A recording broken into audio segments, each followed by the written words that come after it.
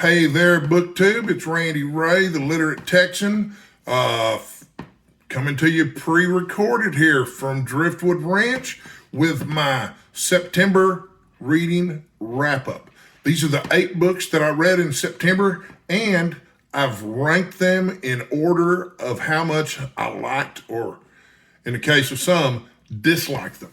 Okay, and I wrote this list down because some of you are aware that I sometimes have a little memory problem here. So one of the first books, it was shorty September, so a lot of the books I read were fairly short. Some of those were better than others, obviously.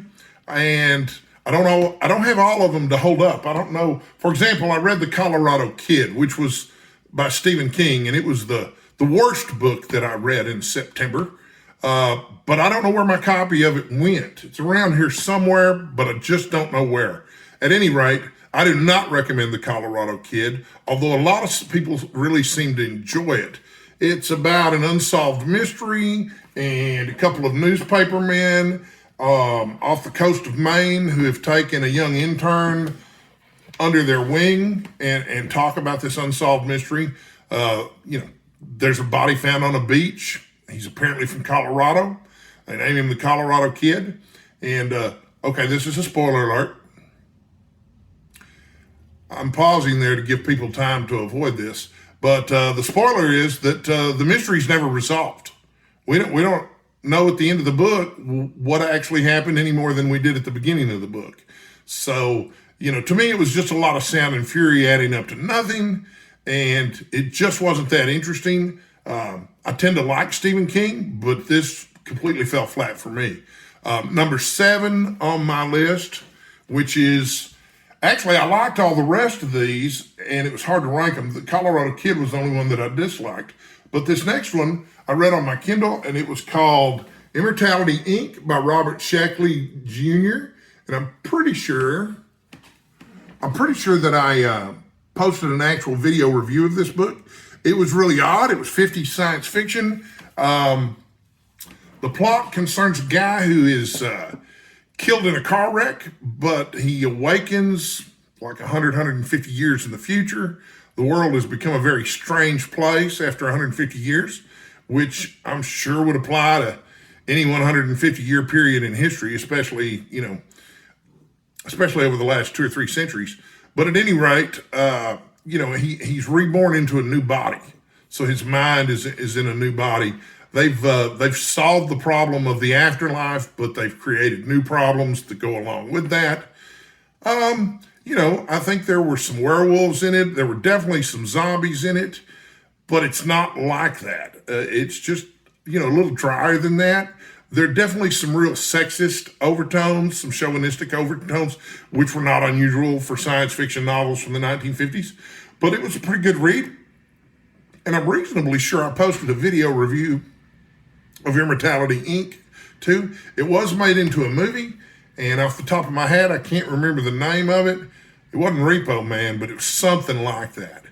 But the movie was only very loosely based on the book. I haven't seen the movie. But Immortality Inc., if you like 50 science fiction and you're looking for something a little oddball, it's a pretty good read.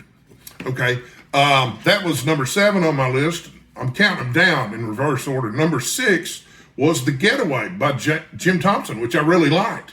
It's just I like the other books on this list a lot better. And I've got a copy of this one here too. Oh, that's about the author page. I want how do you get? I'm not great with these Kindles, but I will get there.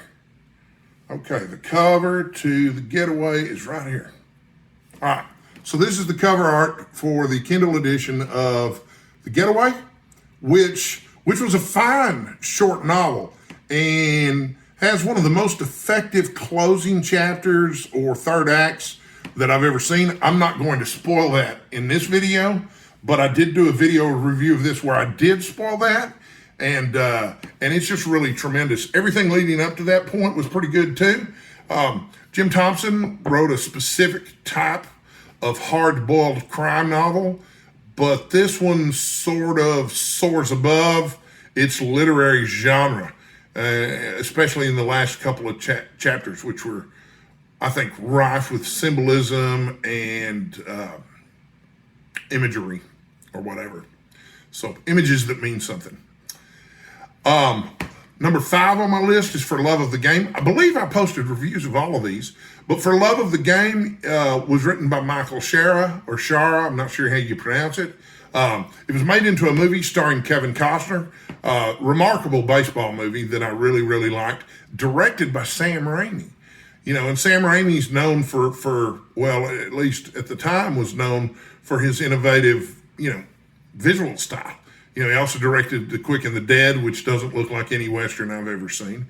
And, and also he made those Evil Dead Part 2 and Army of Darkness films. And then eventually moved on to Spider-Man. But the book, For Love of the Game, was actually, very good.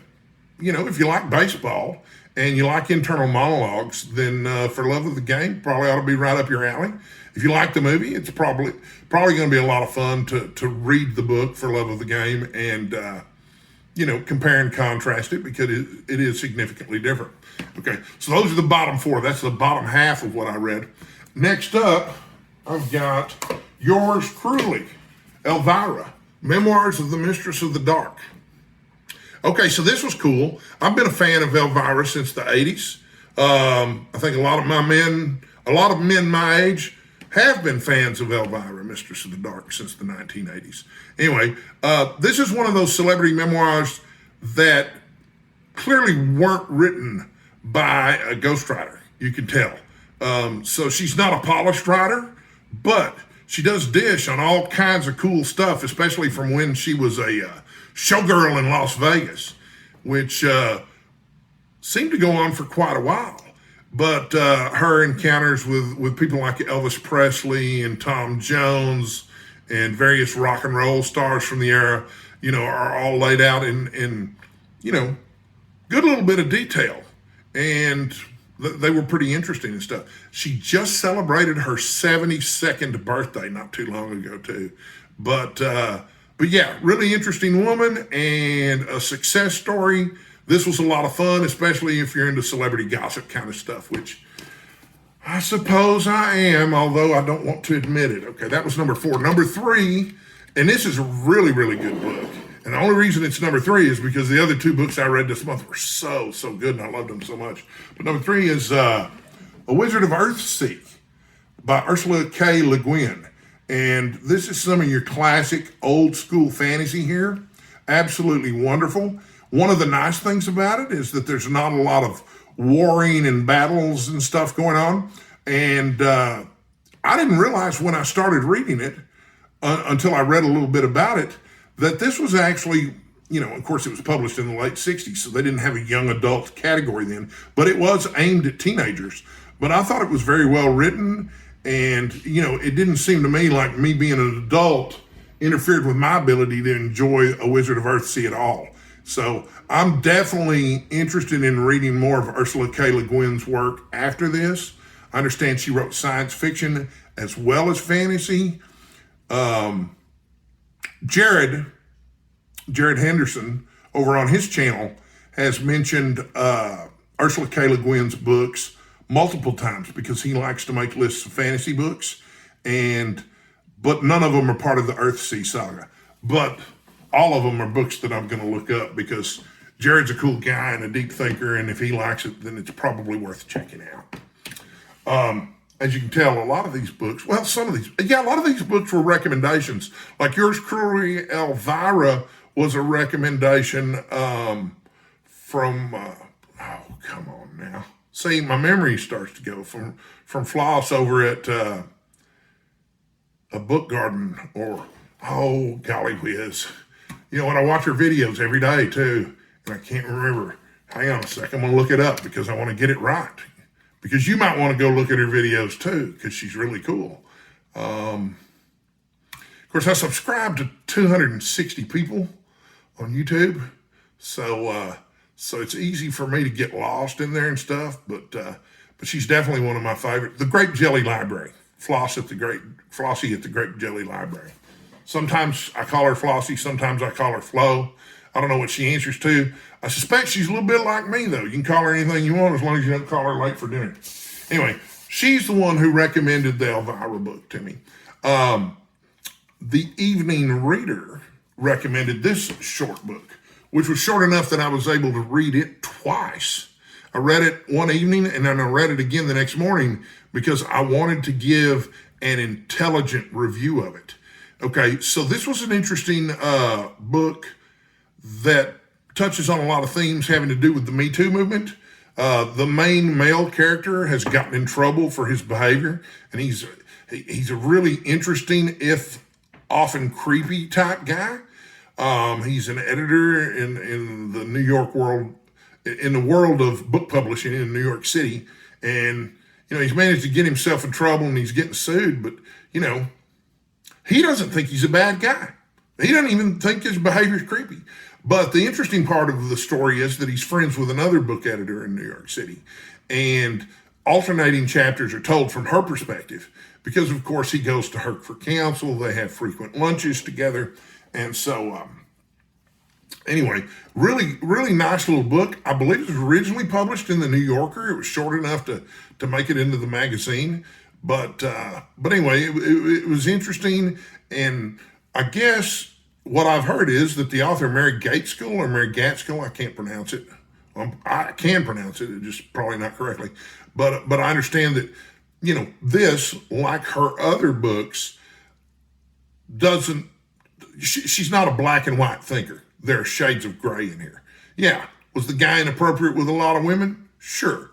Is he, an evil person? Maybe not evil, but he definitely needs some retraining. And the woman that he's friends with, she wrestles with that dichotomy of the kind, sweet mentor that he's been to her, even though he's been inappropriate with her a few times too.